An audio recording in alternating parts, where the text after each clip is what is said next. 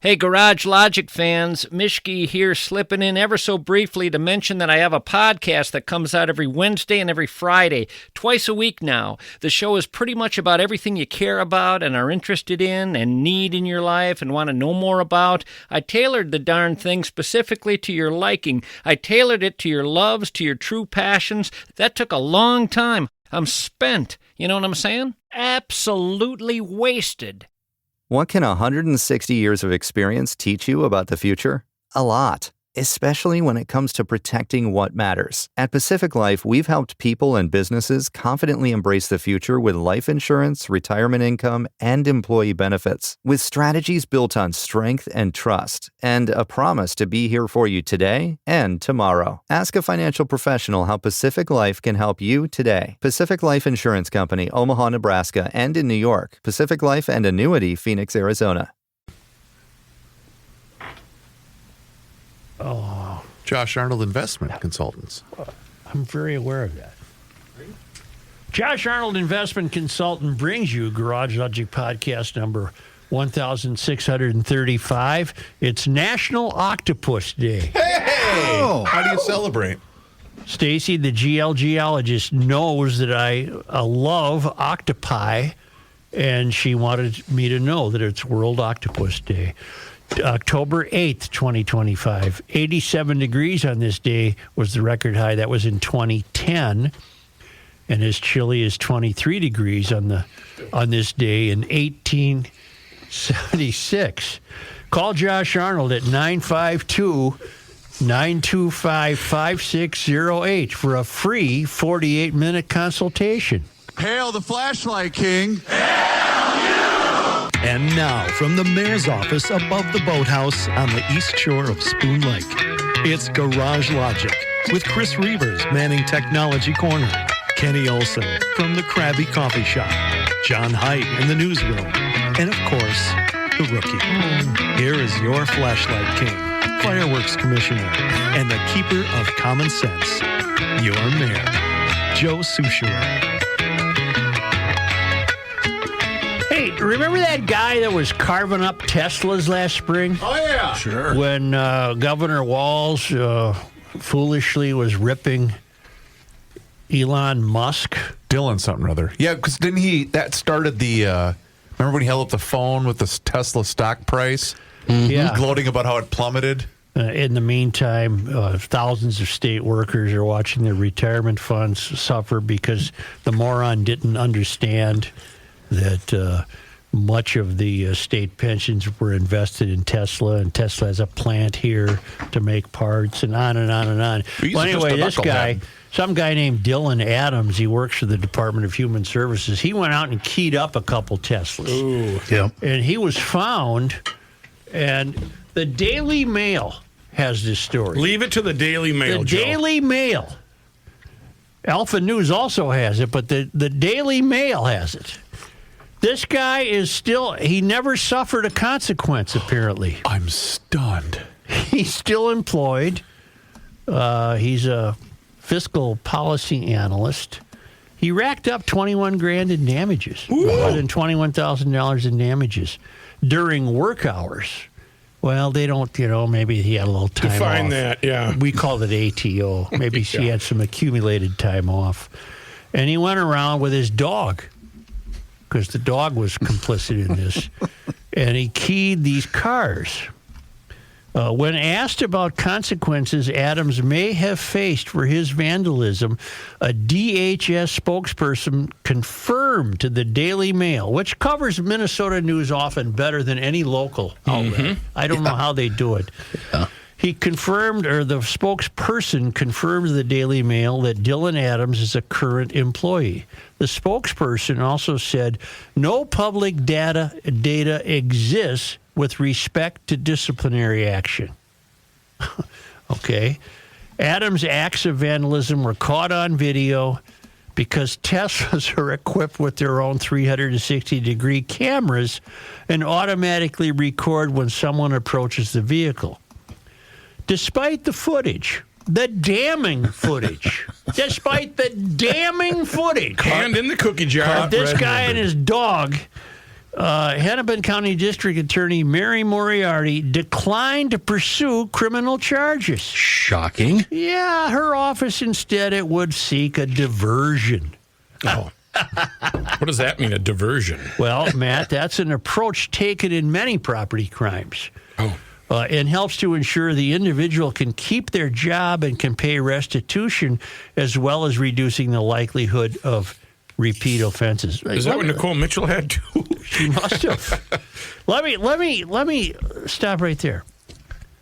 This is an approach taken in many property crime cases that helps to ensure the individual keeps their job. But why would an employer want to keep in the job somebody this bent on criminal activity? Who, in fact, is, one more time, who is the employer? The Department of Human Services. Well, there you go, right there. That's your Well, answer. now I'm being entirely serious for a moment. Oh, good. Just for a moment. Why would you want this guy on your staff? If somebody commits a crime, you would be not Tell him to no go, longer trustworthy. You know, sorry, pal, you've blown your credibility with us. But that's the problem. Here, where is it? I think I might have an answer. Every guy needs someone to help them get rid of the evidence, bury the body, do the dirty work. Take the reins for me for a second. I think they think that this is their guy. Even though he's bad at being a criminal, he's the guy willing to be the criminal. Have I filled long enough? Very good. Very good. Kenny, I bow to you as a professional. I can't find what I was looking for. Oh, darn it. But Thanks, you two. but why are we surprised? No one in the government has been held accountable for anything. Anything. The fraud. The endless fraud. Wait. This thought just occurred to me. DHS. You don't think the reason he's faced any type of repercussions is because he might have information that would incriminate others? Oh, boy, that is heavy conspiracy thinking. Well, he is a fiscal policy analyst. Oh. No, I Did don't. we just stumble upon something? No, I don't think. I don't think so, Chris. I I like the way you're. I like the way you went with it. Yeah, I, swinging a bit. I don't think there's anything. Just there. trying here. Kind of like a balk. Yeah, I don't know. Anything else on this? That was back in April when he did this. I gotta think he's got to pay for it, right? What did Mary call the punishment? That she had a buzzword? Diversion, Kenny. We call that diversion. Do you get to pick your diversion? I don't know. Like diversion. I would like, as my punishment, I would like massages, two a week for 6 months. It's just another. That will keep me honest. It's just another appointment for the chief, Brian O'Hara, the police chief. He said, our investigators are always frustrated when the cases they poured their hearts into are declined. He said that was back in the time, adding that the victims always feel the same way. So the Tesla owners and the chief and the coppers who found this guy in his mutt, they for naught. They found him for naught. Why not just let him? Just don't even look for him. Wonder what the insurance company does. Do they pay to fix the damage? Well, I would think he has to pay. You would think. He was supposed to pay restitution. I think that's part See, of that's the rationale for providing the diversion, which is, I said, on the one hand, you're providing the diversion so this guy can keep getting a paycheck to pay the restitution. But why would anyone want to keep paying him once they discover he's up to no good? Good Well, question. and we heard from Ruben the other day that most of these low-level crimes, the coppers aren't even showing up for that. So what's going to make a copper show up for a guy keying up a Tesla? Chris, we call those quality of life issues. And The one thing I was going to bring up, Chris, is they stopped showing up for low-level crimes a long time ago. Yeah. My truck was broken into numerous times. The only time they showed up was when I had a bunch of ammunition in there, and that got ripped off, and so then they showed up to file a report. That was the only time. the University of Minnesota is going to sell East Cliff. They're doing some work on it right now, replacing that fence. East Cliff it was donated to the U in 1958. It's been the home of the university president. Cockwomble had to live there while we sunk, I don't know, God knows how many millions into that dump on Summit Avenue, which he returned to in February. So he hasn't been living there. And it'll be the new home of whoever that current president is. Her name escapes me. But the five of us, we're in agreement that we don't understand one damn word about this story. Rebecca Miriam Cunningham. Yeah, Rebecca Cunningham apparently is either living there or will soon, because it's right on the corner of Dayton and Mississippi River Boulevard. Big, beautiful old house, 1.62 acres. Pool, guest house. There's no pool in there that I'm aware of. Pond or a pool? There used to be. Is there a pond? There used to be right by the... Maybe there is. I have no idea. The University of Minnesota is slated to sell its historic East Cliff mansion, which has served as the U's presidential residence and event space for 6 decades. They're going to sell it to the University of Minnesota Foundation for $2.2 million. Jesus, there is a pond. I mean, a pool. The sale has to be approved by the Board of Regents. Apparently, that will happen tomorrow.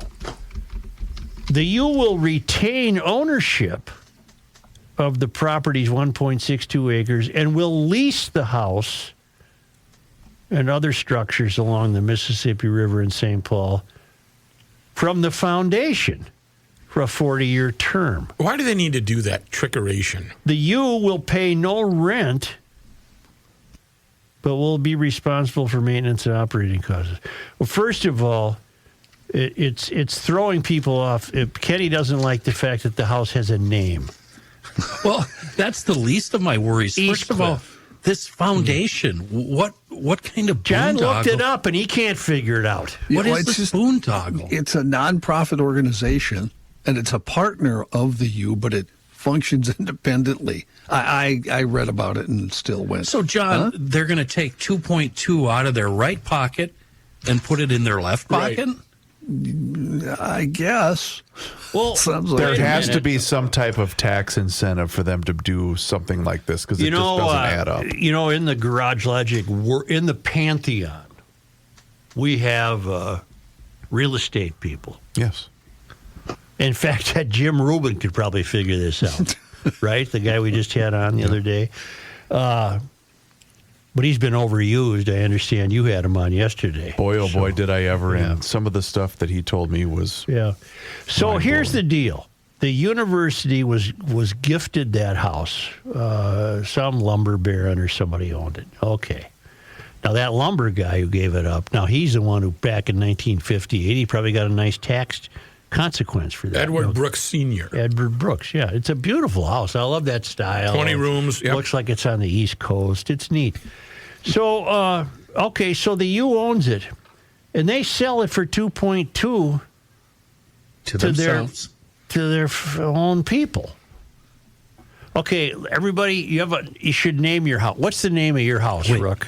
But wait, Joe. Let me read this. All right. The East Cliff sale appears on the consent agenda for the U's Board of Regents Finance Operations Committee meeting on Thursday. Yep. Approval of the consent agenda means approval of the transaction. Regent James Farnsworth said he expects the item to be taken off the consent agenda and discussed, adding that he's still reviewing the details and he doesn't know where he stands yet. Well, neither do we. You know why? What the hell are you even talking about? He's no better off than we are. Yeah. This is so...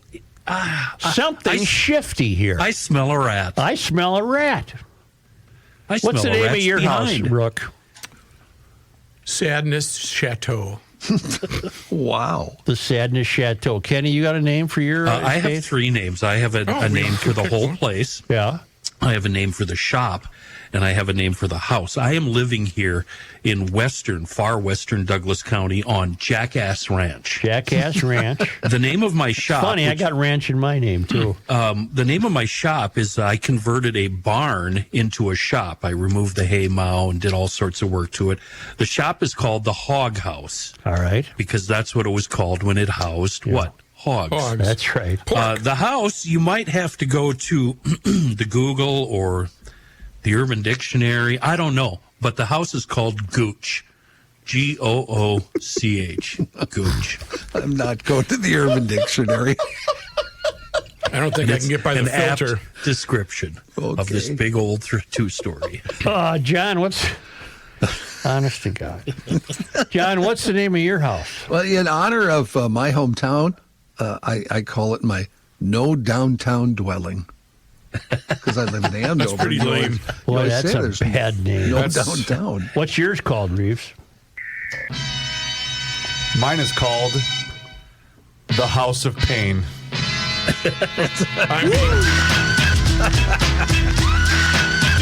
Jump around. Mine's called Windy Ranch Acres. Oh, that's nice. Yeah. Windy. I'm being challenged. That one makes me mad. Well, you should be. I'm being challenged. That was pathetic. Wow. She says, not funny. Yeah. Now yours will be the divorce dwelling. No, now. yours is, she rules estate. She rules estate. Well, the point of this would be, so Kenny goes to sell his house. The real estate agents would say, Ken Olson Esquire is selling Jackass Ranch, including the outbuilding known as the Hog House, the Hog House, and the main estate known as Gooch. The Gooch.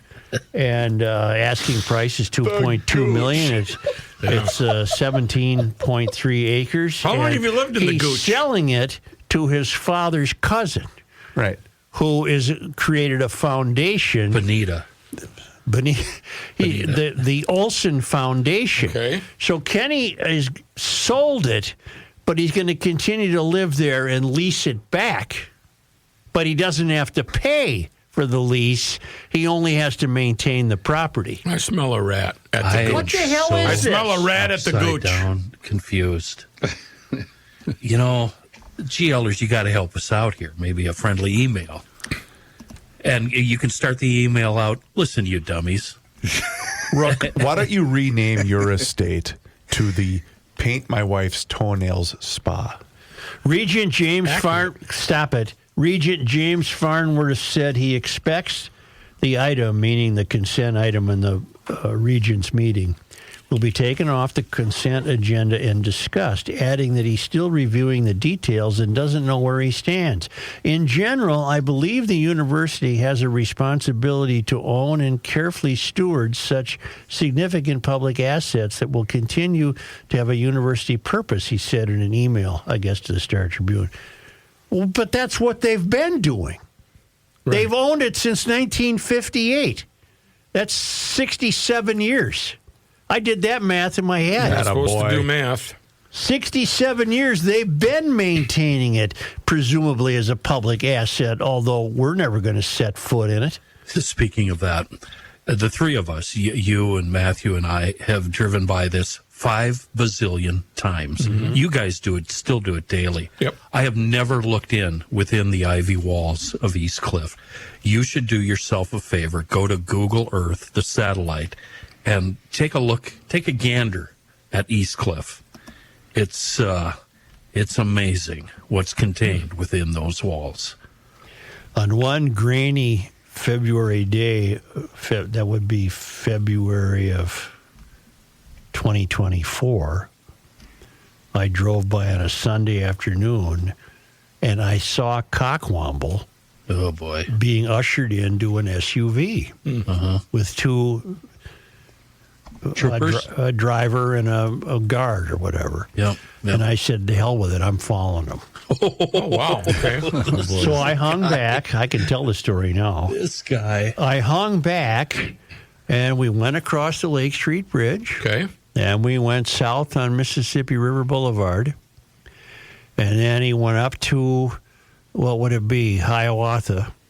and then took a left, and I just wrote it off because I figured. So you were They came up with this idea in 2024. Now both parties have determined that selling the property at the foundation is the best way to achieve the transition.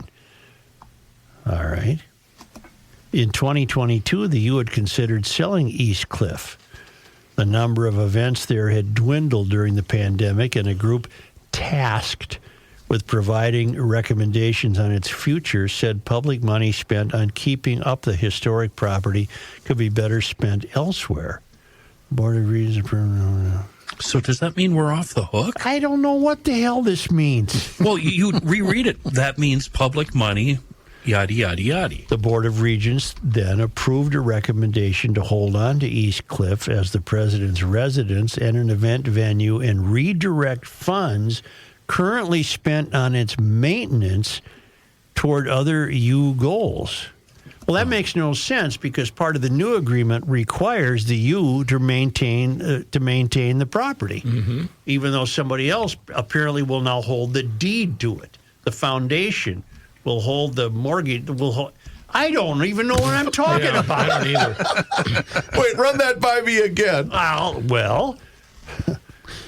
Did you ever have a dream where you... Yeah. There's a main house, Joe. There's a carriage house. I call my garage, detached garage, the carriage house. The hog house. No, the carriage house is where I park the cars. The 3 trucks. Carriage house, historic summer house, and all of those encompass 20,000 square feet. You got buildings in your property? Yeah, I got 3. Why? Why? Actually, I have about 6. But let's see. 1, 2, 3, 4. You got a color set? 5, 6, 7. I've got a quick update from the Center of the American Experiment.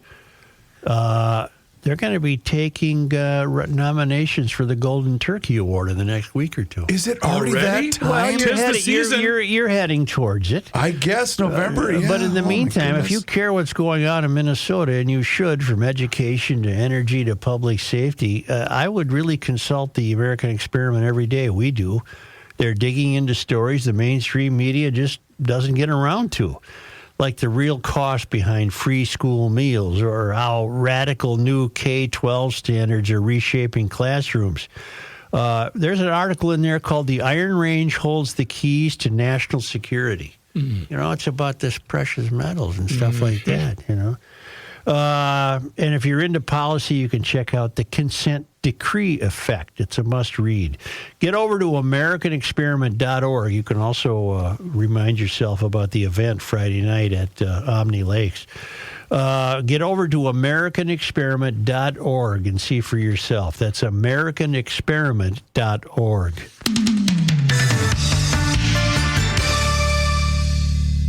Reavers here once again for my guy, Mr. Money Talk, Josh Arnold. Does thinking about retirement make you uncomfortable? Well, sometimes the anxiety from wondering if you've saved enough can be overwhelming. But what if I told you that you could ease those tensions in just 48 minutes? Well, Mr. Money Talk is going to be able to sit down with you and get you on the right track for your financial future. Josh has navigated it all when it comes to uncertain market and economic conditions, and he'll always provide straight talk, never sugar-coated advice on how to reach the finish line with your retirement goals. Don't let your financial worries give you an ulcer or keep you from calling Josh right now. His 48-minute, no-obligation consultation could be just what you need to feel better about your future. Call Josh today at 952-925-5608 and set up your free 48-minute, no-obligation consultation. That's 952-925-5608. Investment services offered by Josh Arnold Investment Consultant, LLC, a security investment advisor. Past performance is no guarantee of future results. All investments involve risk. All comments and opinions are Josh Arnold's and do not constitute investment advice. Chris Reavers is a paid endorser. Here's a man who spends hours in hardware stores, sifting through the nuts and bolts of life. Joe Souchere. Let's keep those overworked cylinders out of the shop. Simple maintenance, always the secret to a cylinder's long, happy life. Stuff like air cleaners, plugs, oil changes. We all know that. And even if we ignore it, we still know it. One of those maintenance items, and probably the easiest, is the occasional shot of Seafoam engine treatment. It keeps the cylinders, the carbs, injectors, the ports, passageways, all of that clean and happy. Keeps your equipment out of the shop and out of the judgmental eyes of your mechanic. Now, that doesn't mean just because you're using Seafoam, this doesn't mean you can skip the oil and filter changes. I actually relearned that myself the other day when the tired old side-by-side started protesting. Got her some fresh high-octane gas. A healthy dose of Seafoam. She's a lot happier now, but she'll be even more happy when she gets that oil change and some new spark plugs. They've provided us, Seafoam has. They're amazing. Many, many decades of loyal service. We're talking a local company with a global reach and a true champion in the world of bad gas, our friend Seafoam. So I sell Windy Ranch Acres to a foundation. Okay. But the foundation would have to, where would they get the money to buy Windy Ranch Acres? And then I still live in Windy Ranch Acres and maintain it. So yeah, the foundation, that was my question. Does that come from taxpayers? Does it come from willful donations? How's that work? I bet we'll get an answer from the GL real estate crew. Well, Kelsey's in real estate. A bunch of guys are. Mm-hmm. Huh? I think so. Huh? Yeah. Okay, now we had a fella. Remember we had a Muslim fellow, Somali, who was accused, he was not accused, he was convicted of raping a 12-year-old girl. We talked about that within the last year. And his community, you can foghorn I am that. absolutely going to foghorn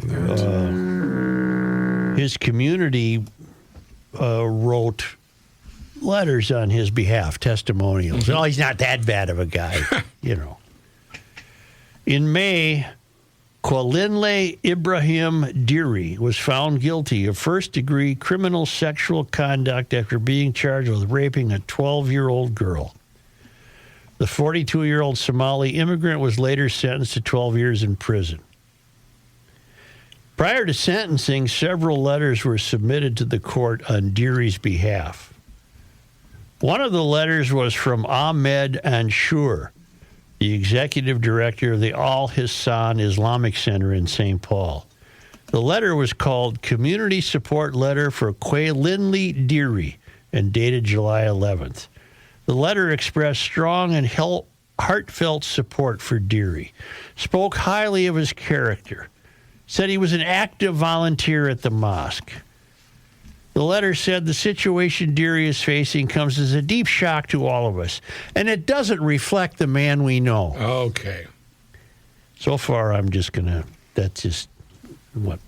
Signed by Anshur, the letter said, "We respectfully ask that this letter be considered as a sincere reflection of who Kwalinle Diri truly is." Well, he's a rapist. Right. His contributions may not make headlines, but to us, he makes a positive difference. No, he needs to be in prison. The guy who signed the letter, this, what did I say his name was? Oh, it's a long one. Diri is the last name? No, Diri is the rapist. Anshur. Anshur, yeah. His name is Ahmed Anshur, the executive director of the Al-Hissan Islamic Center. He was just named by the University of Minnesota's Humphrey School of Public Affairs on their list of 2025-2026 policy fellows. He's the executive director of a mosque who wrote the community support letter. He's a new policy fellow at the U of M. According to the school's website, the Policy Fellow program aims to prepare a new generation of people to assume the responsibilities of leadership and to encourage their effective involvement in public affairs and civic life. You couldn't have found somebody better than this guy? The program, which runs for 9 months, selects fellows from both the private and public sectors Selected individuals participate in leadership training, interact with public officials, and embark on a multi-day trip to Washington, D.C. Okay. Rooted in Minnesota's civic tradition, the Policy Fellows Program embraces the values of bipartisanship, inclusivity, and the pursuit of common good solutions to public challenges. I would say raping 12-year-olds is a public challenge. Yes. I don't think that should happen.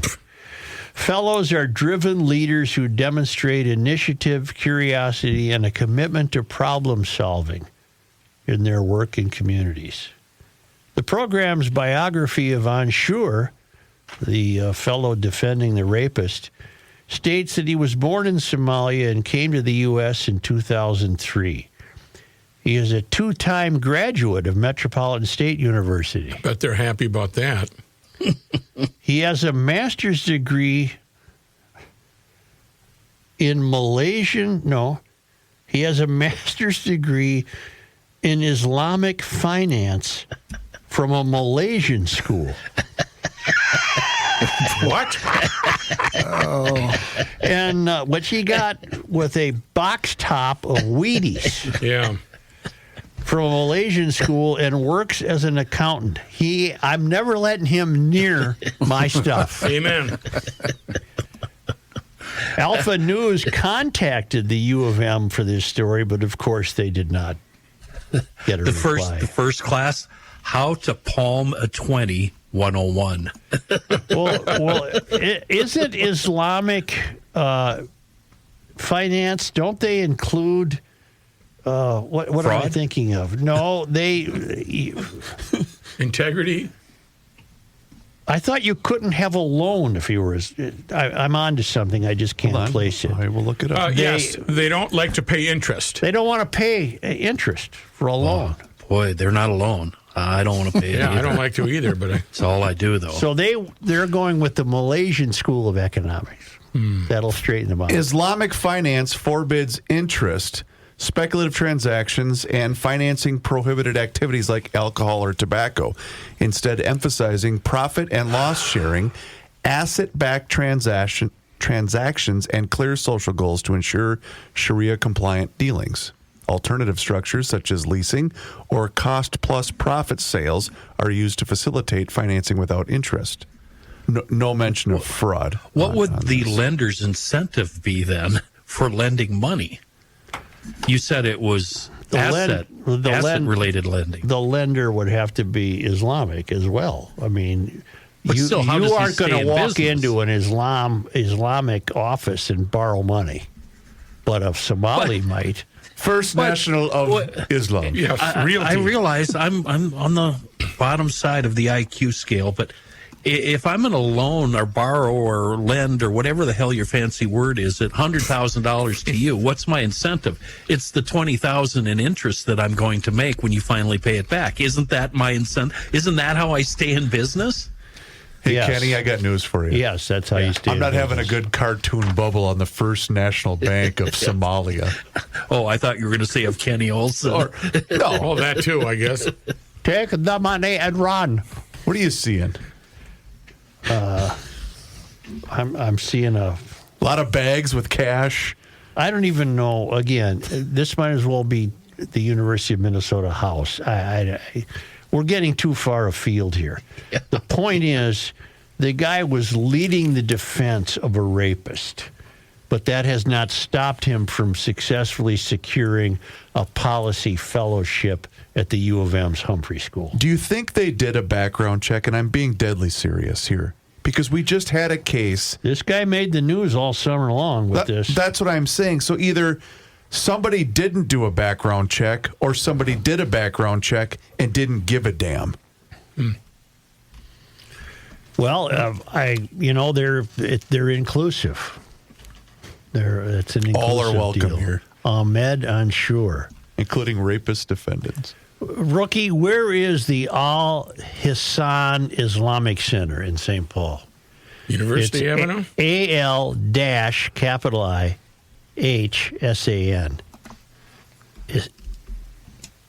Al-His. 955 West Minnehaha. I don't know what the cross street is. All right. By Pierce Butler. Yeah, all right. Any good restaurants? Not near there. It looks very simple. It looks like it's in a strip mall. I wonder what Quaylinley Deary. This could get more interesting than we think. I wonder why Quayleen Deary was able to secure such community support from such high-ranking fellows as the leader of the mosque. Get where I'm going here? I do. What? Unless I could be wrong, and I'll proactively apologize. But I also seem to remember there was intimations this summer when this story broke that we were to understand that this might just be part of his culture. You can't. Do you recall that at all? Yes, I do. And it upset us saying you can't do that. You can't claim that. And no, it's not part of culture here. Right. But then, so either it's part of culture, which suggests just a hopeless religion, or the guy was an insider who had a lot of who was very useful to the leaders of the community. This guy was useful to them in some way. They didn't want him to go away for 12 years in prison. But then that act cancels all that he was useful. Well, it does to us. It does to us. It's not canceling his usefulness, apparently, to the people supporting him. Okay. I'm assuming he has a usefulness. Why else would you have gone out of your way to ask the court for leniency? If you raped a 12-year-old, which you will not do, correct? Do you think I'm going to write a letter to the courts and say, he's not been that bad of a guy? You're going to say he will never be mentioned again on this show. He's a pretty funny guy. We've had him around for a long time. We find him useful, really? Once or twice a week. Thank you. So I really wish you'd cut this guy some slack. No, that isn't going to happen. Correct. Well, I probably shouldn't say this, but maybe raping a 12-year-old is on par with taking a nickel out of the give a penny, take a penny thing on the counter. You know what? Very minor. Kenny, it's funny you say that because remember yesterday, Joe, you asked maybe they don't envision that they're doing anything wrong. Right. Unfortunately, this is part of the Somalian culture. I'll take all the hate mail you want. This is an accepted form of behavior there. It sounds to me, I've done a little reading. It sounds to me like growing up in Somalia is a heavy-duty rat race. No working government, nothing but corruption. And it may very well be that in Somalia, you're scrambling for your own survival. I can see that. You're hustling your ass off just to try to put food on your family. Yes. So you come over here, and that mindset has traveled with you. Yes. And what they're not stopping to realize, the food fraudsters, for example, could have been motivated by this genetic curse they had growing up where they were just downtrodden and poverty-laden and corrupt government. And if they saw a dollar on the streets sticking out of a guy's pocket, that was their dollar. Because that's how they had to live. And so now you're here. You don't have to live that way. You didn't have to steal food fraud money. You could get a job, you could get an education, you could form your own food company if you want. You could have employed people if you want. But their mindset is, how do I get it? How do I get it now? And how do I get it quickly? I'm guessing. Well, we're all, it's simple psychology. We're all a product of our environment growing up, our Yeah, and growing up in Mogadishu probably isn't any fun whatsoever. Brutal upbringing. It still doesn't excuse your behavior once you move to this country. But when you come here, I'm sorry. Why weren't great efforts made to help the influx of Somalis assimilate? Why wasn't a great effort made by the do-gooders who brought them here? Well, because we all know the answer to that question. I don't know the answer to that question. They were brought here. They were brought other parts because all the people that put them here cared about was who they voted for. That's the only thing they cared about. Well, no, Such has a very good point because when the Germans, the Swedes, Norwegians were coming over at the turn of the century, they were met at Ellis Island by Germans, Swedes, Norwegians, Italians, and they were taken under their wing and coached and taught how to be American, and this is what's going to happen, and this is what you should do. Somebody should have been meeting him to say, look, Abdul, you don't be stealing stuff. This country doesn't work that way. Right. Don't be raping any 12-year-olds. Right. Don't be. This is a whole different ball game, Abdul. You get to.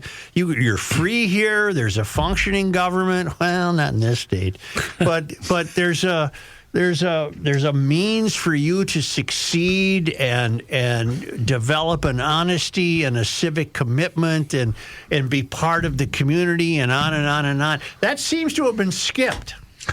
Yeah, or if in fact that was there, the lessons did not take for a lot of them, some of them. Mm-hmm. I see you, buddy. I see you down there with your little brake sign. Yeah, you happy with your little brake sign, huh? You want a different one? No, because I know it would be. Don't let winter take a toll on your garage door. I've had it happen to me. It's not pleasant to stand around out there with some guy at 40 below. If you need a new door, contact Precision Door. If you need if you like the door you have, contact Precision Door. Do you like doors? They have single doors on sale now for GLers for $100 off, double doors for $200 off. They send out a consultant. That's free. Well, I just think of what that would do. It increases the value of your home, saves energy, better security. And again, take advantage of the great weather and get it done now. If your current door is just fine, but she's acting up on you, making a little racket, you want to maintain it so it doesn't break down in the winter. So Precision Door is offering a noisy door tune-up special for $149. You get a 25-point safety inspection and diagnostic. So take care of it now in case there's something wrong. It won't happen in the winter. Book online at Precision Door MN, one word, precisiondoormn.com, or call Precision Door at 612-263-6985 to schedule your free on-site new door estimate or the noisy door tune-up special.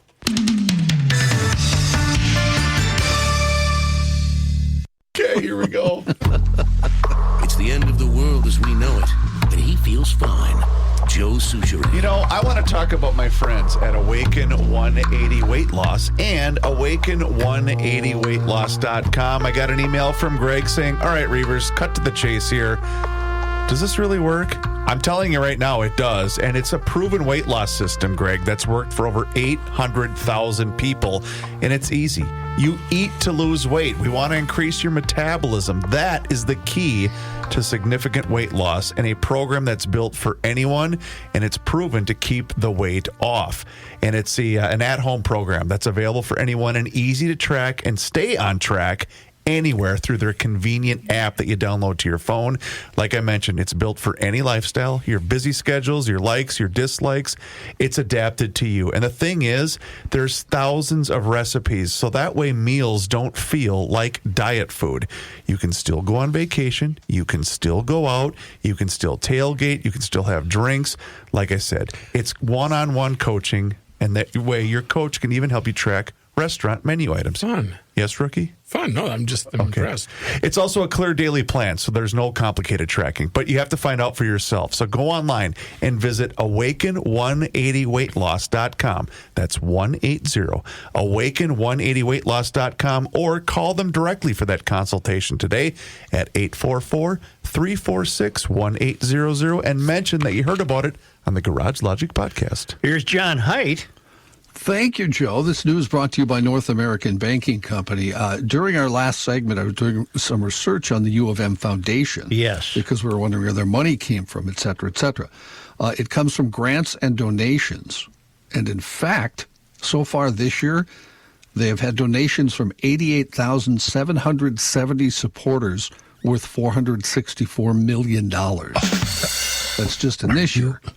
Okay, so the people who sent in the money, your money just got used to buy East Cliff in some kind of a scam. It's a scam.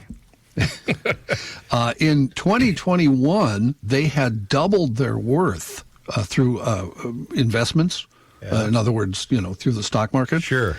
They were worth in 2021, this is the last number I could find, $4 billion. What do they do with the money? Why are the taxpayers always on the hook to keep sending more money to the U? I can help you. Well, allegedly this is not part of the U. That's Well, what what I keep is it? finding. But if it's privately financed and if it's donated money, that is all on the up and up. So what they do, Joe, it looks like they're in the business of acquiring property. Well, they do other stuff too. There's. Well, don't we have an endowment at the U that would take care of? This isn't part of the U, though, Rook. This is. Why not give that money to the U to lower tuition? Yeah. No. Hold on. Yeah, good one. Their stated the stated thing that they do. What would you call that? The stated mission statement. John. Statement. Whatever. Says, oh man, I had it here and I lost it. Here we go. To bleep us. You're here for one reason. Financially bleep us. Yeah, I lost it anyway. It doesn't make any difference. It would all have been gobbledygook anyway. What the hell? No, it made sense when you read it. But what's wrong with us? Why? We why haven't invented any We are scams. sheep. Why aren't we doing this? Why do we show up for work every day and Guys, worry? You missed the biggest opportunity. You wouldn't let me do it. I could have got us all kinds of COVID money. And we'd all be sharing the same jail cell. We're so stupid. Yeah. Well, I'm honest. I got to get to sleep at night and live with myself. Oh, God. That's the worst impersonation of you I've ever heard. That really was bad. It was bad. Remember when the story broke that the Los Angeles Lakers had received a PPP loan? Yeah. So did the Eagles. What? The rock band, the Eagles, got a PPP loan. But not us. Nope.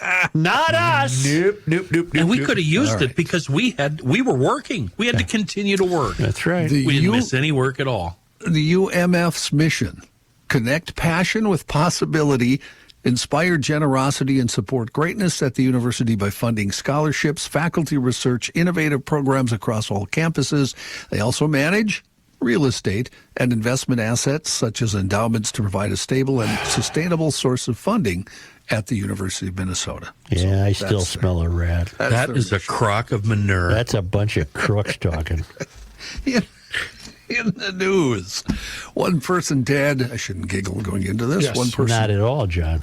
One person dead, and at least 3 others are in the hospital after a shooting overnight in a busy part of downtown Minneapolis. Really? I thought everything was safe there, though. I thought crime is down. Yeah. A large team of Minneapolis police officers spent hours along South 4th Street near 5th Avenue, and multiple ambulances also responded.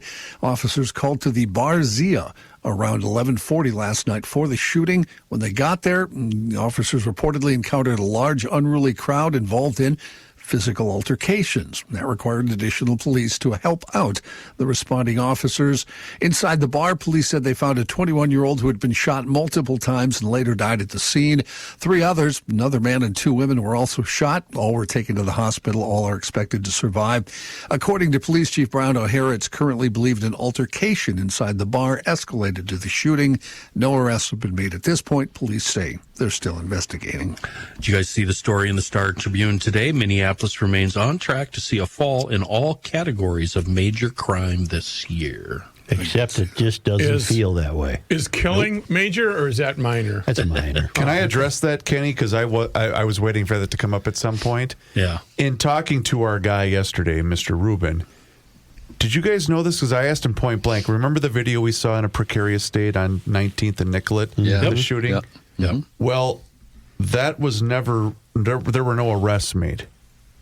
Meaning that was never added to the crime data. That's not counted in your crime statistics. So how many other cases of that very nature are going on in the city of Minneapolis, never reported, never accounted for, thus the crime statistics are going down? 7. Thank you.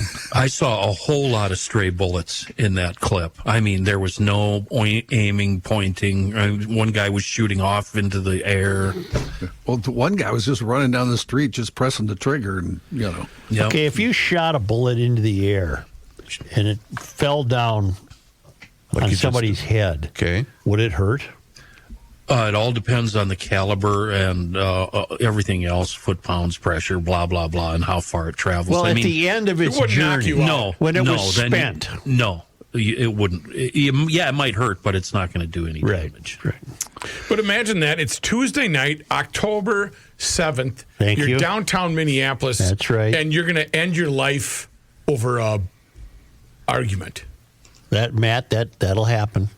Well, I mean, it's just stupid. It is. You know?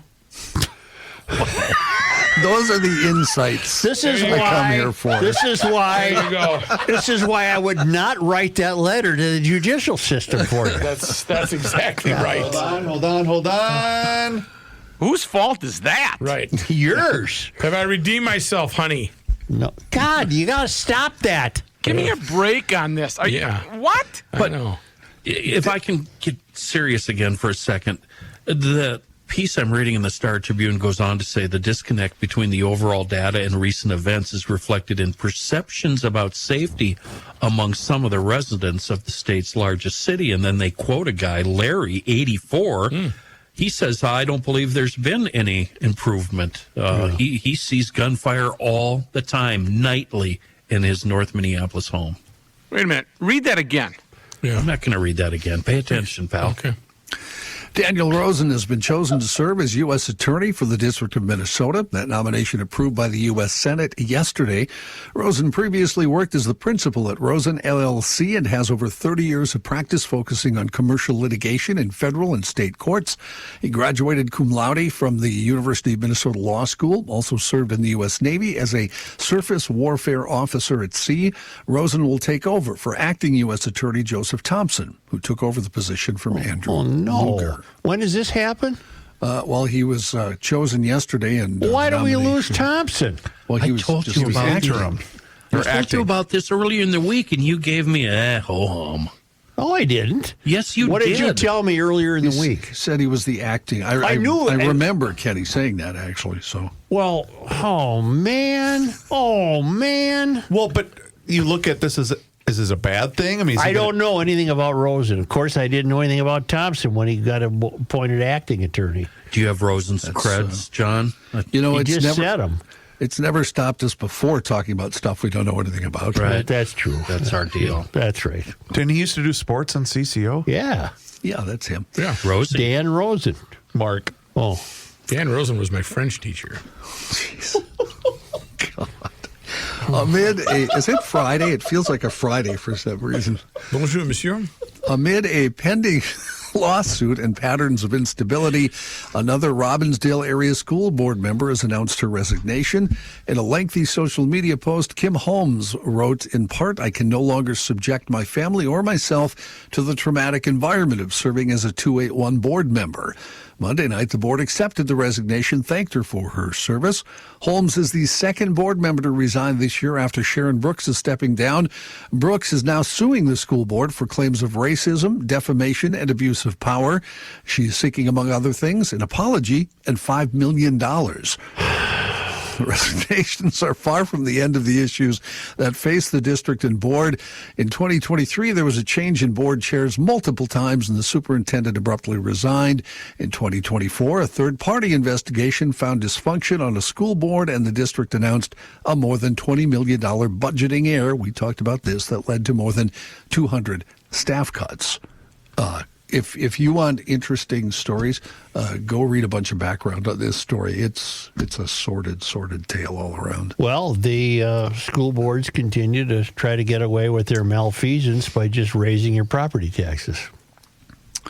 From the Star Tribune, a Northfield teacher admitted in court that she sent nude photos of herself to numerous high school boys while the school's resource officer investigating the case allegedly chose to cover up for her and begin a romantic relationship with her. This is a wild story. 38-year-old Katie A. Hansen of Lonsdale, Minnesota, pleaded guilty Monday in Rice County District Court to a felony count of sending electronic messages with sexual content to a child in connection with the photos shared over several months early in 2024. The plea agreement between the prosecution and the defense calls for Hansen to be sentenced under what's called a stay of imposition, meaning the conviction would be reduced to a misdemeanor once she successfully complied with the terms of her sentence and probation. Those terms in the plea deal include 30 days of electronic home monitoring, 200 hours of community work service, and being on probation for up to 5 years. That's nothing. The parents. That's nothing. The parents of the Northfield School District are extremely outraged by this. Well, that's a diversion program. As they should be. That's diversion. Former officer, 33-year-old Gabriel Crombie of Faribault, is charged with one felony count of aiding an offender to avoid arrest and a gross misdemeanor count of failing to perform duties as a police officer. He's due back in court on the 14th of this month. Hansen was a special ed teacher at the middle school when she resigned in December. About the time district officials were alerted to the allegations, Crombie is no longer with the Northfield Police Department, and state records list his police officer license as inactive. Wait a minute. I can help you. She was sending untoward pictures to special ed students? Yes.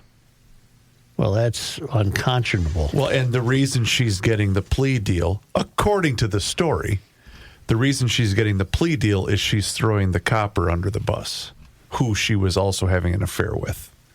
She is complete no-go. Is she a married gal? She was. I don't know if she still is. Yeah. She said at the time she was going through a divorce, according to one of the stories, and she used that actually as an excuse that she was going. Don't these people have enough to do?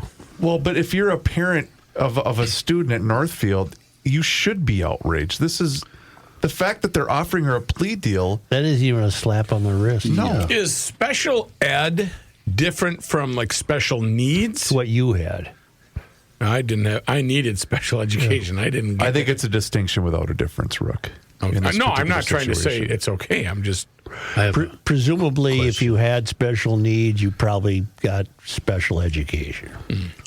Yes, Kenny? I have a question. Oh, God. Does she need a ride to prison? You're offering your services if she cannot be provided proper transportation to the. Is she? No. To the gooch. To the gooch. I think it's best at this time that we hurry along to a break. What do you think, Chris? Is she a big girl? Oh, my God. Is she a big girl? Straight to Shakopee. Kenny's going to put her in drive. Hey, honey, you need a ride. How about I save all of our jobs? Yeah, thank you. Thank you. What took you so long? Sir. It is. It's the end of the world as we know it, and he feels fine. Joe Souchere. What kind of, what? Yeah. Go ahead. What kind of a bank do you want to go to? Yes. On account of you want to know why? Why? You should go to North American Banking Company, Joe. You want to know why? Why? Since 1998, they have made a promise to deliver a better banking. Can you hear that? Yes. A better banking experience for their customers where you know your banker and they know you. You know what? If you bank at North American Banking Company, it's going to save you a lot of money to stock up on candy and really loud candy wrappers. Here's the deal. It's banking done differently. And you get that feeling anytime that you walk into any one of their 6 Twin Cities locations. And it doesn't matter whether it's Roseville, 50th in France. Hastings, Woodbury, Shoreview, and Maple Grove, they offer all of the services as the other big national banks. Whether you're looking to buy a home, perhaps finance a new home renovation project, or get that new car that you've been dreaming about, my friends at North American Banking Company are going to be able to help you out. And they are locally owned and operated. Here's why that's important. That means loan decisions are made right here in the Twin Cities. They are not sent out of state.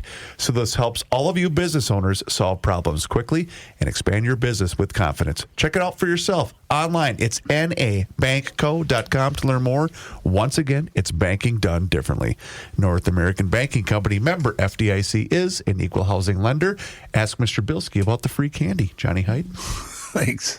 What kind of community service do you think that gal will get, I wonder? The Northfield gal? Yeah. I mean, will you see her around town? Well, I'm going to guess Picking up trash being in the involved with garbage. children's not going to be one of them. I would think not. In national and international news, President Trump signaling yesterday furloughed federal workers may not be guaranteed retroactive compensation when the government reopens, a potential shift from previous policy that covered about 750,000 employees. A draft memo from the Office of Management and Budget says Congress would need to determine whether non-essential workers are paid back once a spending bill is passed.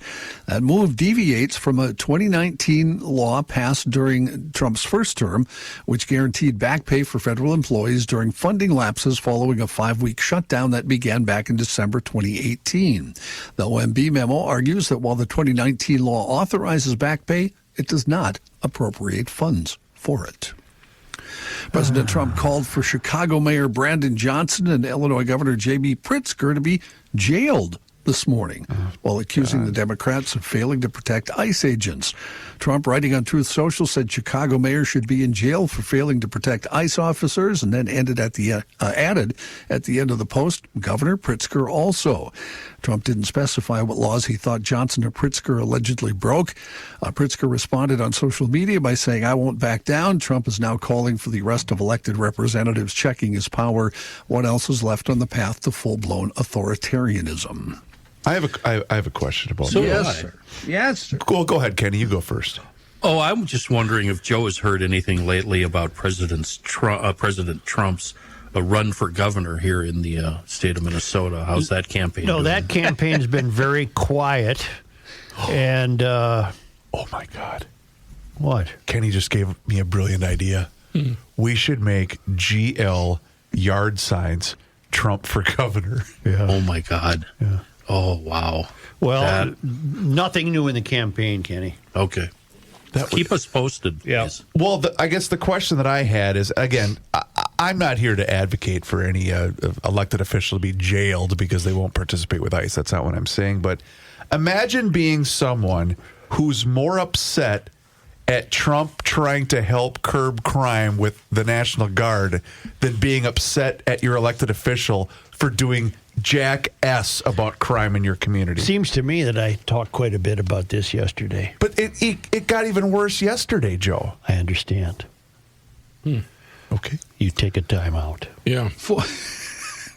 Former FBI Director James Comey pleaded not guilty this morning to face a criminal case that's thrown a spotlight on the Justice Department's efforts to target adversaries of President Trump. Comey entered a not guilty plea through his lawyer at the federal courthouse in Alexandria, Virginia, to allegations that he lied to Congress 5 years ago. The indictment 2 weeks ago followed a chain of events that saw the president publicly implore Attorney General Pam Bondi to take action against Comey and other perceived adversaries.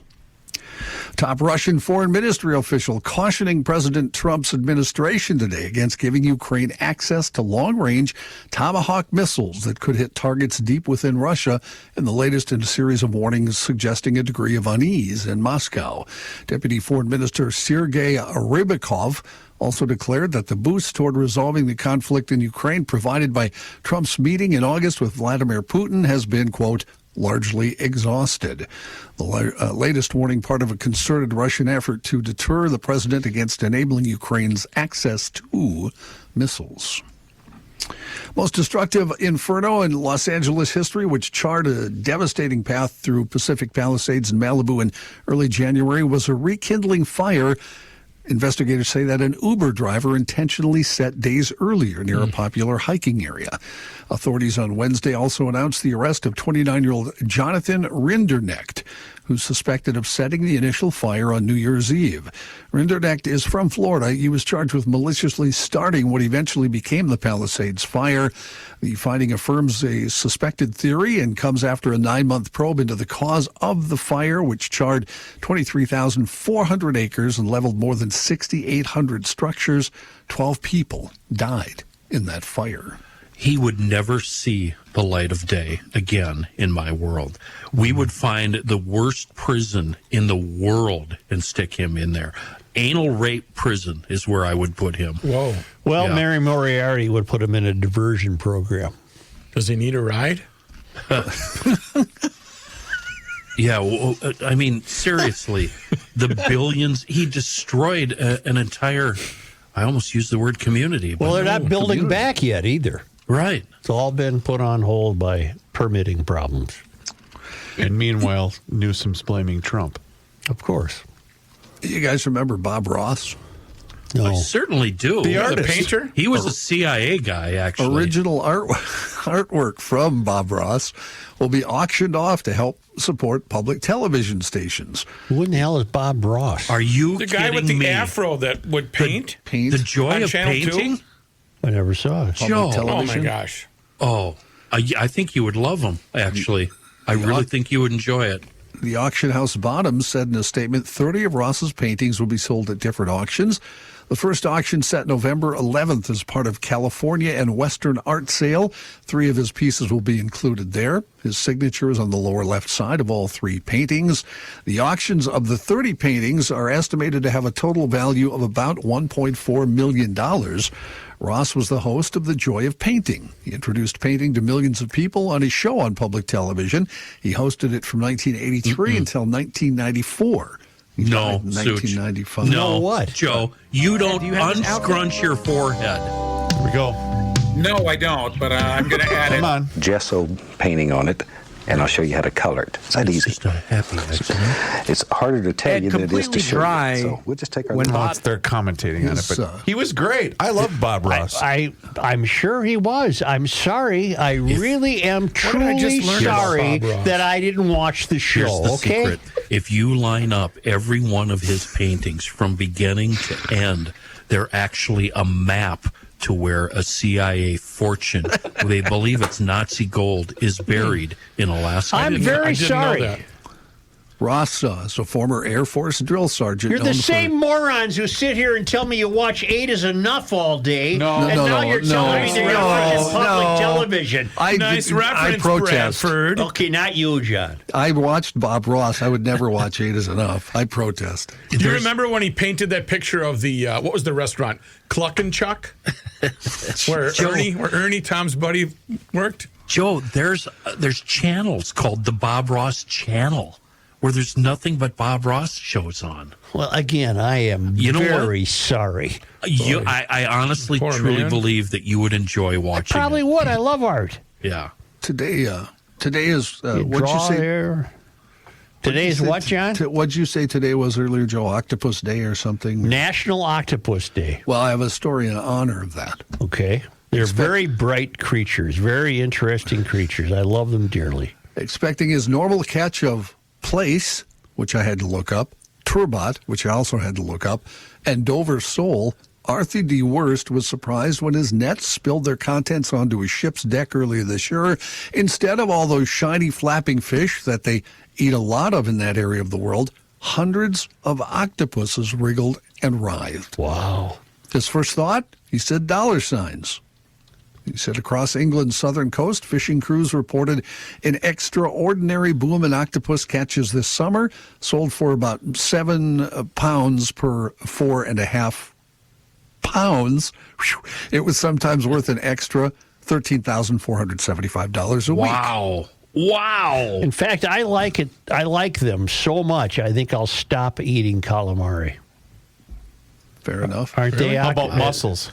Never stopping that. That is bold. I'm glad you're making that sacrifice. Yeah. It's In supposed to be Brixham, tough. Home to England's largest fish market, the octopus invasion is the talk of the town. A cafe decorated its front with an octopus-themed mural.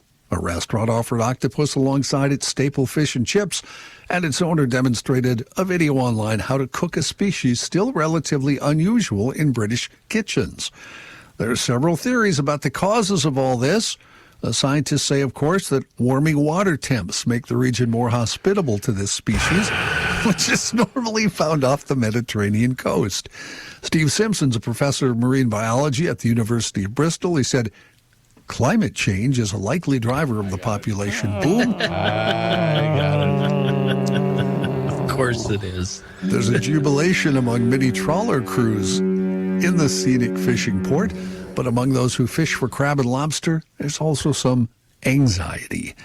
They initially hauled up tons of the octopus, which had colonized their crab and lobster pots, but now they're increasingly finding empty shells and other skeletal remains because the octopus are eating all the shellfish.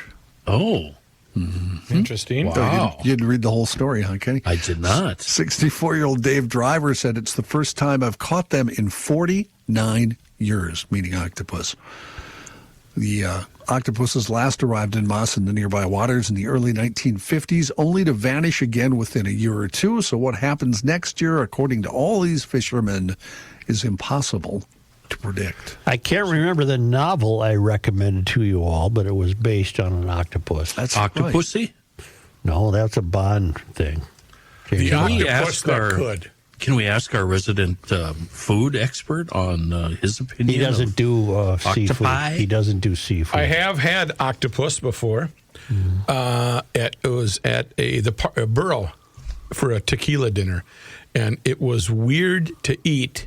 I have children that will eat octopus and swear by it. Are you talking octopus? Because it's different than calamari. Calamari's fine, but this is octopus. Yeah. It had the tentacles and all that crazy stuff. Bob Ross. Now, there's a good one, John. Who was the first person that looked at an octopus and said, I think I'm going to eat this? The guy Let's starving eat that thing. that was going to die and said, I better kill Louis this Zamperini. thing. Yeah. Louis would He would have have eaten a yeah. raw octopus. How about this? Bob Ross painted an estimated 30,000 paintings in his lifetime.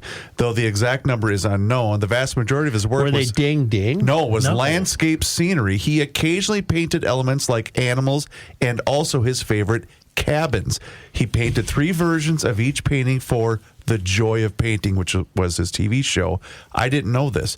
He did that because one was for the camera, one was for reference, and one was for his business partner, Annette. That is cool. Do any of these names ring a bell? Many Things Under a Rock, Secrets of the Octopus, The Incredible Octopus, The Escape Artist, An Octopus is Amazing, Good Night Octopus, The Benefits of Being an Octopus. Dr. Seuss? No, these are octopus books. I was trying to see if Underwater Wild. No, try Googling novel with an octopus as a main character. That's You too just long. looked up books on octopus. Did they have a speaking part? Thinking part? There's only one S in that word. An octopus? I recommended it to you, but you idiots, you're I reading remember TV you- Guide. No, I remember you Remarkably talking about it. Bright Creatures by Shelby Van Pelt. Here The at primary the, novel featuring octopus as a main character is Remarkably Bright Creatures, a heartwarming bestseller where the intelligent octopus Marcellus. That's it. That's Okay. the one. Yeah. So What's it it's- called? Do it again. Remarkably Bright Could we have Creatures. Author's Corner, please? Oh, yes. Do we have an I mean, author's I didn't know corner? I was going to be treated author's corner. I couldn't recommend this book more highly. The It's friendship just- between Marcellus, a giant Pacific octopus, and Tova, a widow who cleans the aquarium It's for time Marcellus. to jam with the mayor of GL with another Author's Corner. It's time for Author's Corner with Joe Souchere. John, And this thank you. one is a strike. Bumpers up. Okay. Thank you. Ladies and gentlemen of Garage Thank you. Logic. One was enough.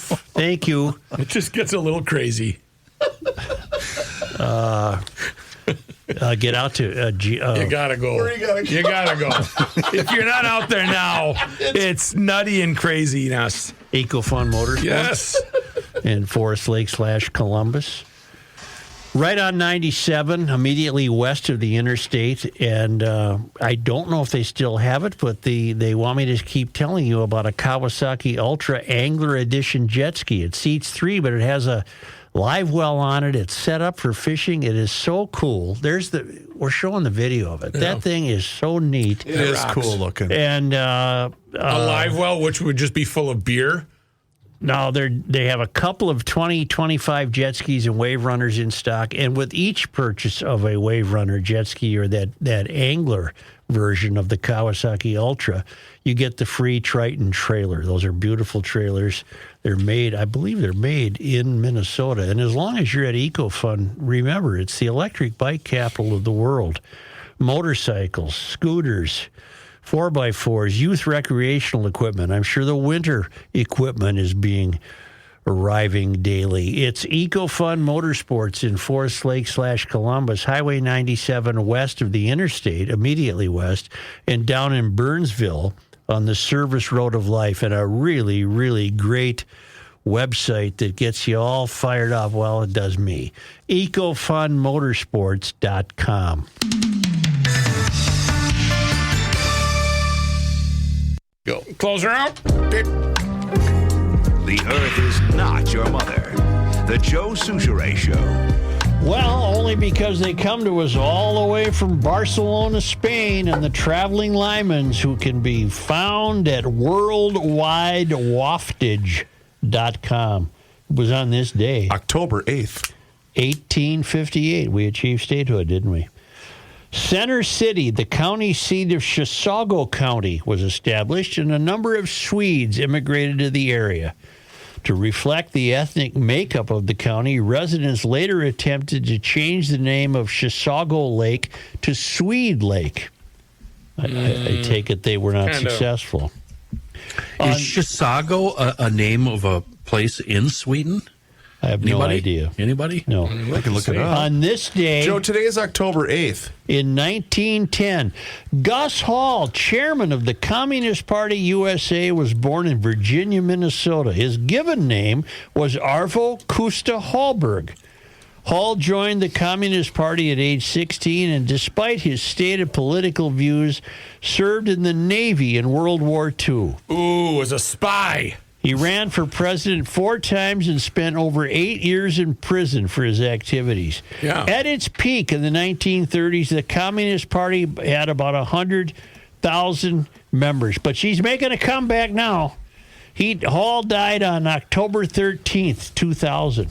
Kenny, Chisago has a strong connection to Swedish heritage in Minnesota. It is not a name from Sweden. The name originates from the Ojibwe language, meaning fair and lovely waters. Miigwech. Thank you. On this day, October 8th.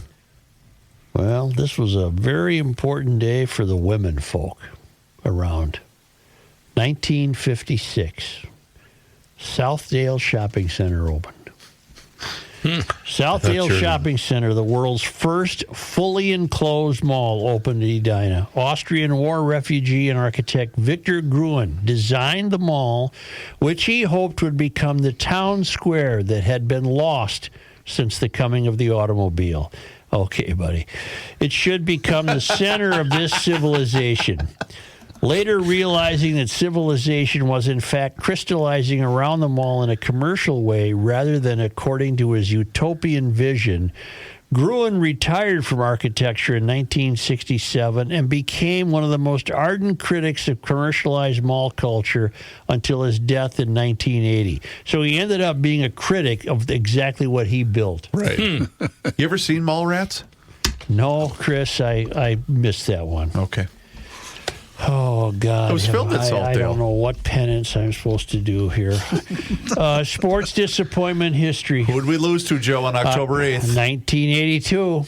In his second game as a North Star, Willie Plett slashed Detroit goalie on back of neck. Oh, that was not good. Buzz. Well, Willie. Plett was, I think Came from Calgary or Atlanta? One of them Germans from Brazil or looked like Ivan Drago. Argentina. One of those Germans from Brazil. Well, you know what I'm saying. Ancestor from that kind of moved down there. Look up Willie Plett. I'm not making that up. I believe you. He came from Argentina. Do you think Brazil. I'm going to sit here and dismiss the opinion of the host of North Star Confidential? Yeah, I did know this kind of thing. He was born in Paraguay. Paraguay, same thing. That's where they went. They fled there. They fled there. Born into a Russian Mennonite family that lived in the Soviet Union and then Germany, and fled to South America to escape the Second World War. That's right. Willie Plett. Mm-hmm. Do we still have the theme song for North Star Confidential? I don't know that we ever had one. Didn't John Tesh do it? No. Basketball. All the secrets that you will find with North Star Confidential. GLers. Thank you. Thanks, guys. Do us a favor if you haven't done so already. Hit subscribe on the Garage Logic YouTube channel, and you can join the 18,000 subscribers that are interacting with the show each and every single day and watching the show starting at around noon. And on that channel, you can see full segments, video shorts, behind the scenes footage, and so much more. Just search Garage Logic on YouTube, and also search for us on all of your social media channels, which includes Facebook, Instagram, and Twitter. And also, don't forget to sign up for the Daily Logician. That's an email that comes right to your inbox each and every single day and includes the most recent episode of the podcast. Rook, you're going to get us fired. Plett returned to Atlanta area following his retirement. He opened Willie Plett Sports Park, now out of business, a golf course and theme park in Woodstock, Georgia. Afterwards, he worked at his son's landscaping business. Yeah, pretty good player. Yeah. Do what now? I don't know. It's time once again that we check in with our guy, Mr. Money Talk. Josh Arnold is with us once again right here in Garage Logic. And boy, oh boy, now is the time for you to do the same. So do not delay. Do exactly what I did and pick up that phone and dial 952-925-5608. That number once again is 952-925-5608. When you call that number, you're going to get Josh, and he is there for you for that free, yes, I use the word free, 48-minute financial consultation with absolutely zero obligation. And he will always give you the straight talk. He will never give you the sugar-coated advice, and he is on the line with us once again right here in Garage Logic. And Josh, boy, oh boy, right now, it's all about football. Football.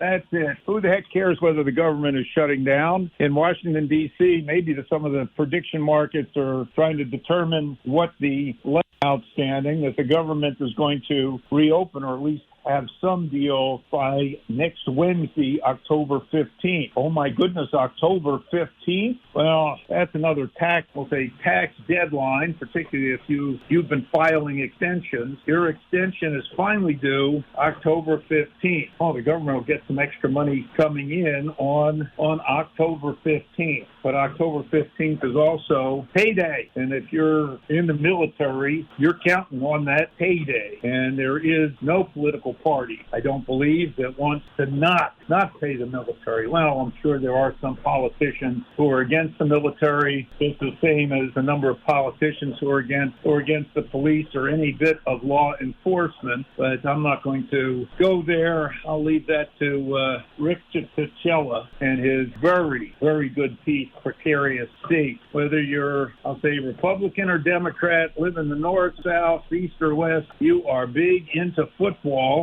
And in all likelihood, you might be betting a little bit on football, or maybe you've got, your fantasy league. And I stress football because there's betting is taking place right now on baseball because we're still in playoff time and coming up on the World Series. But football, both college and professional, still is heavy betting. And we've seen two stocks in particular, some ancillary categories take a big over the past few weeks, that being DraftKings, which is down almost a third from its recent high, even after reporting very good numbers. DraftKings is down from $46 a share, trading now at 32 and change as we speak, and Flutter Entertainment is down about 20% as we speak, as market players are saying, whoa, why own these companies when you can own and participate in the prediction market? Two privately held companies, Polymarket, Kalshi, have been taking share, it is believed, from DraftKings and Flutter, as well as PN Bet, that's owned by Penn Gaming, MGM Bet, owned by MGM, and even WinBet, owned by Wynn Resorts. So the sports books and the online gamers, DraftKings and Flutter, have been losing out, at least according to analysts, to the prediction markets, have less stringent regulation. The prediction markets are looked after by the Commodities Exchange Board, whereas DraftKings, Flutter, and the casinos have to get a operating license on a state-by-state basis. Now, the prediction markets, in order to win, you've got to be right, I think, about 52% of the time in order to collect your winnings in the prediction market. But both Kelsey, Polymarket have been really extending into, we'll say, sports outcome prediction. That's still sports bets, as well as other predictions. Now, these companies, as I said, are privately owned, though Heidt, market symbol, or Intercontinental Exchange, ICE, has taken a pretty good-sized stake in Polymarket in order to expand its reach, as well as publicly traded Robinhood has been moving into the prediction market, and then IBKR, Interactive Brokers, is also involved in the predictions market.